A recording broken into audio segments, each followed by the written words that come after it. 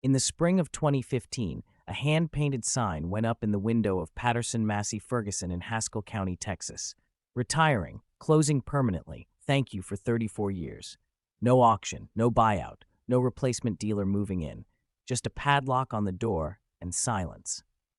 For 12 farmers in that county, that sign wasn't an announcement. It was a death sentence for their equipment strategy.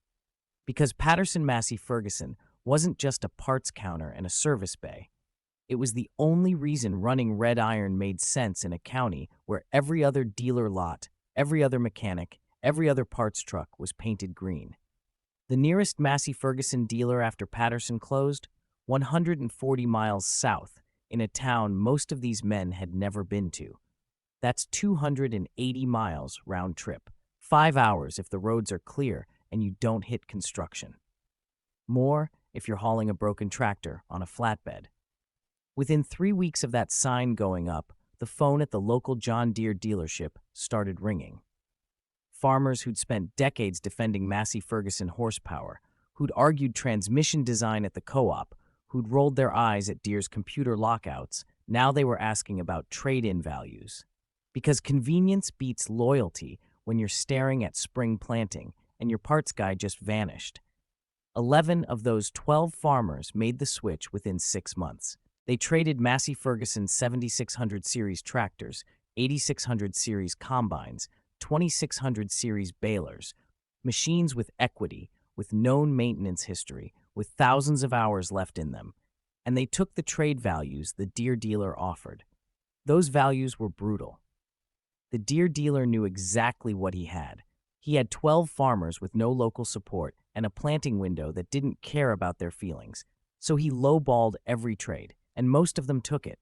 Because driving 280 miles for a hydraulic hose or waiting 4 days for a part to ship from another state felt impossible when your neighbor could walk into the Deere dealer and get same-day service. 11 farmers switched. One didn't.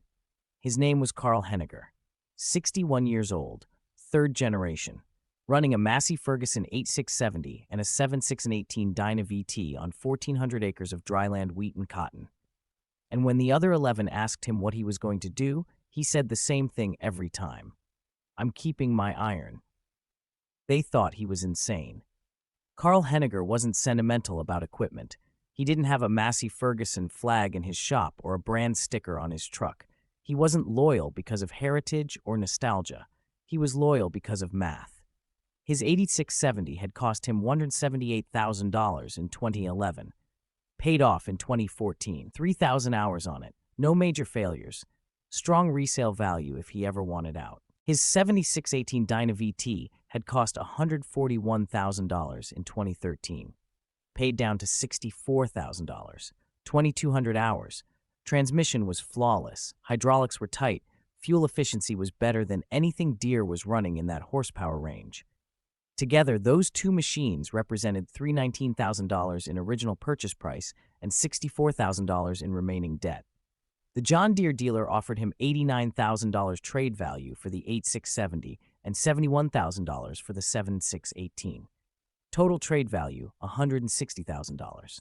That meant Carl would take a $95,000 loss on equity just to switch brands, and that was before factoring in the new equipment cost. The Deere dealer wanted to put him in an 8320R and a 7230R.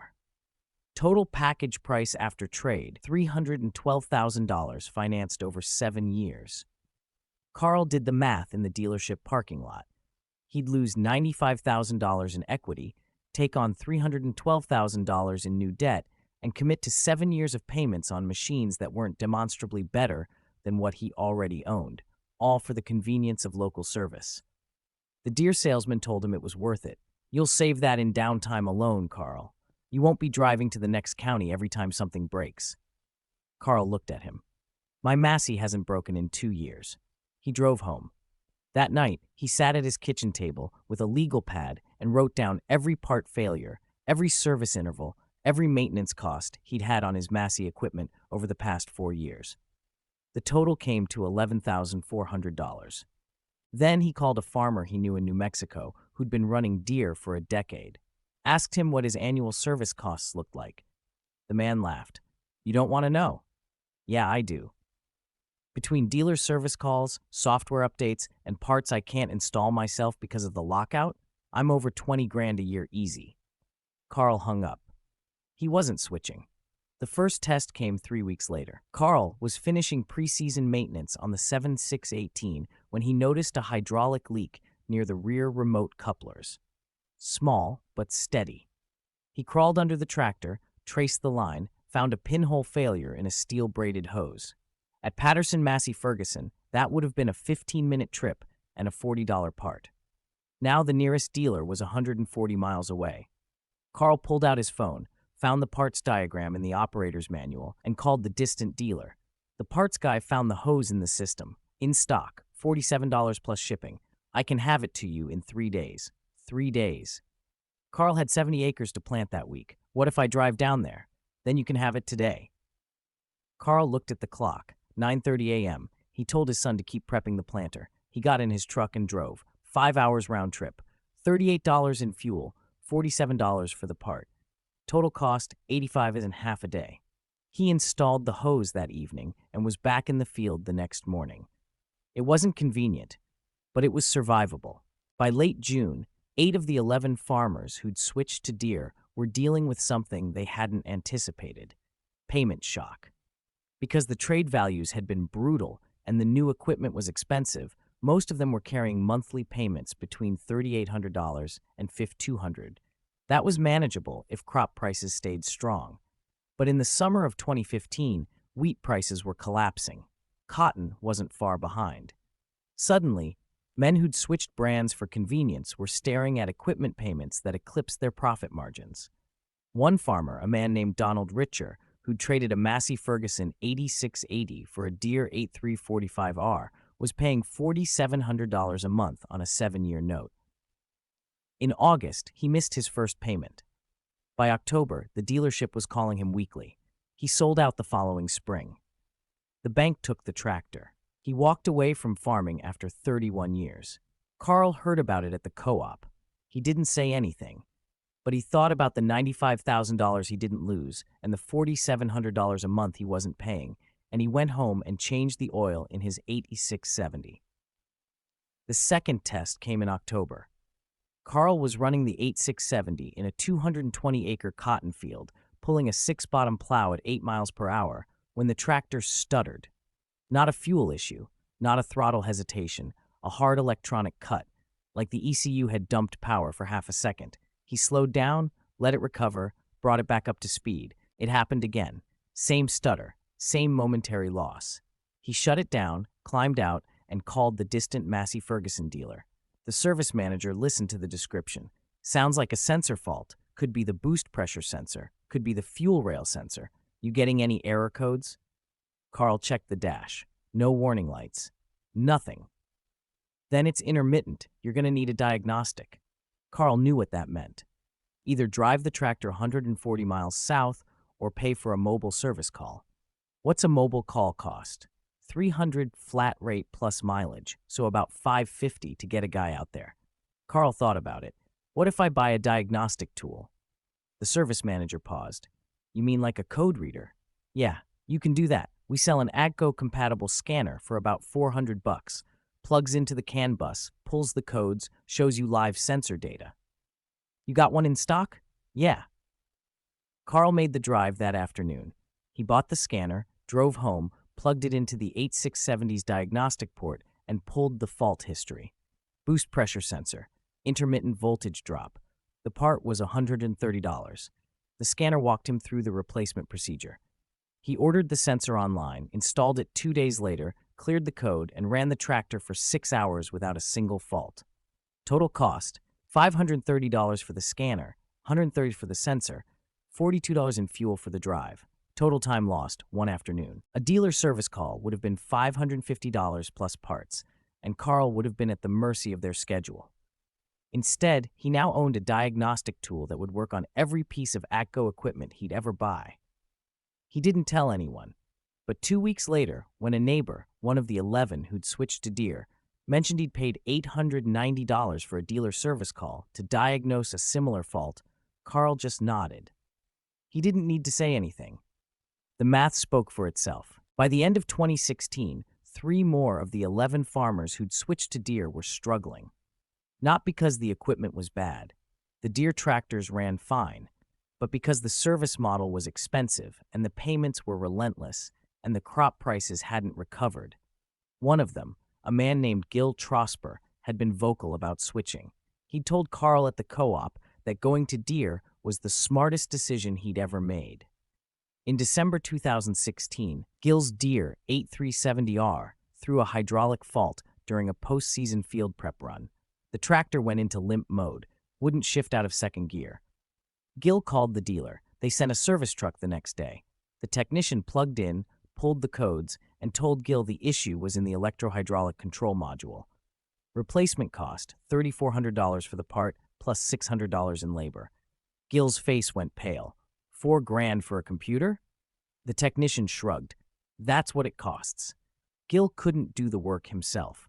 The part was serialized. It required dealer software to program it to the tractor's VIN. He paid the bill. 2 months later, he listed his farm for sale. Carl kept farming. He kept fixing his own equipment. He joined 2 Massey Ferguson forums online, one based in the UK, one in Canada. He learned how to read wiring diagrams. He learned how to bench test solenoids. He learned which parts could be cross-referenced to generic suppliers and which ones had to be OEM. He drove to the distant dealer 4 times in 2017, twice for parts he couldn't wait on, once for a software update, once for a hydraulic pump rebuild that required a press. Every other issue he handled himself. In March 2018, the PTO clutch pack in his 7/16/18 started slipping. He could feel it under load. Engagement was soft, and the pack was getting hot. At a dealership, that job would have been $28,800 in labor alone. The part was another $1,400. Carl watched 3 YouTube videos, read the service manual twice, and tore into the transmission himself. It took him 2 full days. He had to rent a hydraulic separator to split the case. He had to clean every spline, every seal surface, every pressure plate. But when he buttoned it back up and test ran the PTO, it grabbed like new. Total cost, $1,400 for the clutch pack, $80 for the case separator rental, $150 in miscellaneous seals and gaskets. Total savings compared to dealer service, $1,250. And now he knew how to rebuild a PTO clutch. That knowledge didn't depreciate. By 2019, only 5 of the original 11 farmers who'd switched to Deere were still farming. 6 had sold out, some had retired early, some had gone bankrupt. Some had just walked away when the equipment payments became unmanageable and the margins disappeared. The ones who survived weren't bad farmers. They weren't reckless. But they'd made a decision in 2015 based on convenience, and that decision had cost them $95,000 in trade equity and 7 years of payments on machines they didn't need. When crop prices stayed low and operating costs stayed high, the math caught up. Carl, meanwhile, was still running his 8670 and his 7618. The 8670 now had 5,100 hours. The 7618 had 14,400. Both machines were fully paid off. Carl's annual equipment costs, parts, fluids, filters, occasional outsourced repairs, averaged $8,200. He had no monthly payment, no dealer dependency, no software lockouts preventing him from doing his own work. And when one of the remaining Deere farmers asked him at the co-op how he'd survived, Carl gave the same answer he always gave. I kept my iron. The turning point came in the spring of 2020.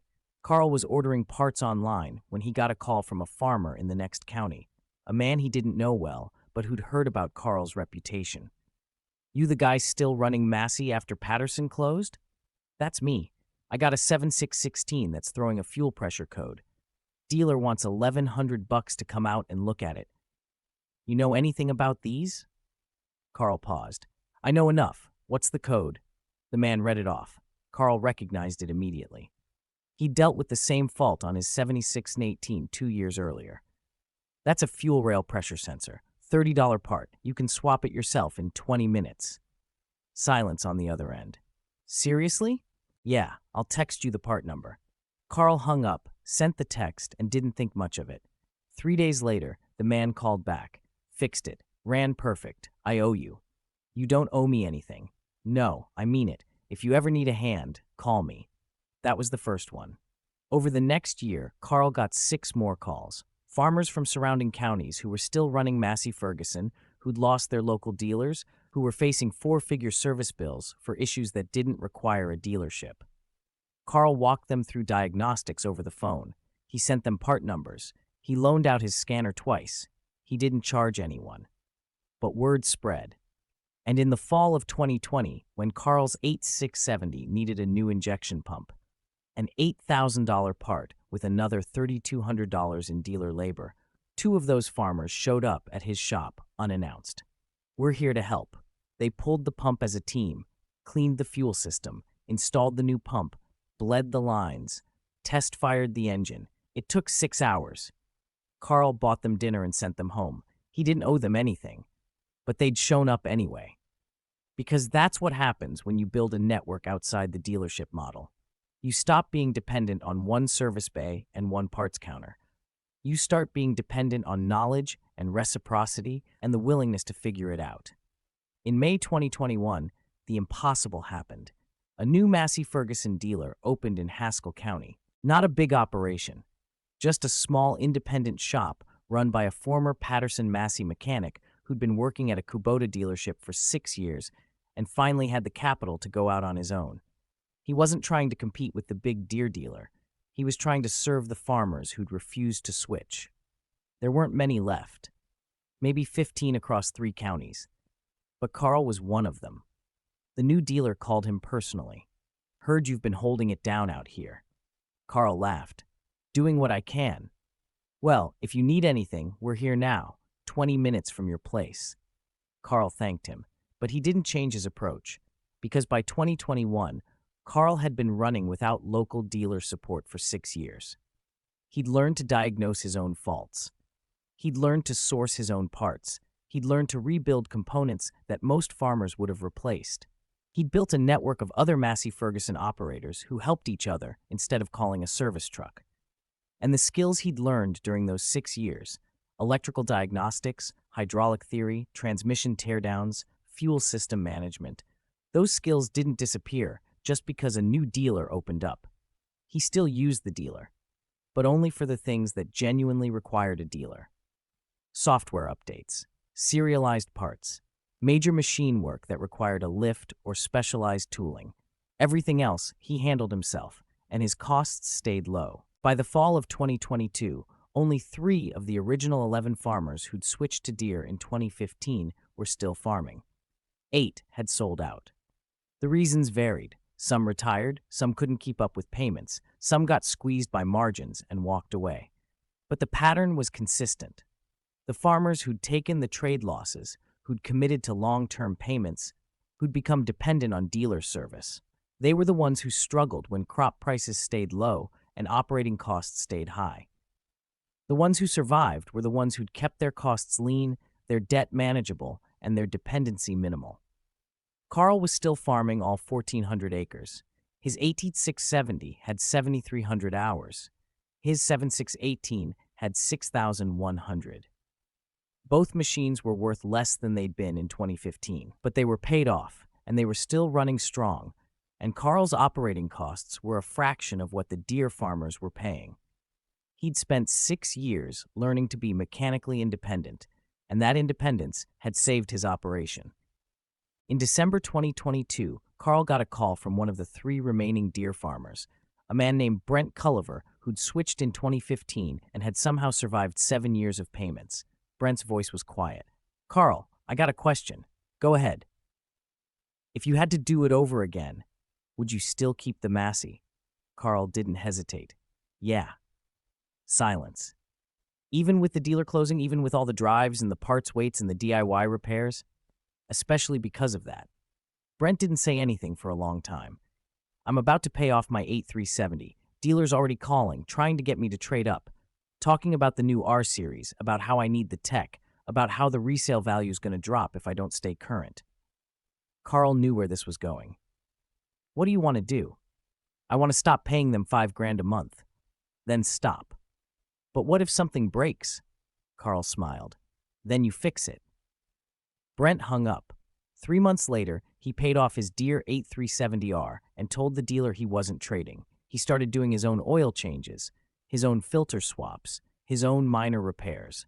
The dealer stopped calling, and Brent's operating costs dropped by $18,000 a year. It's now 2024.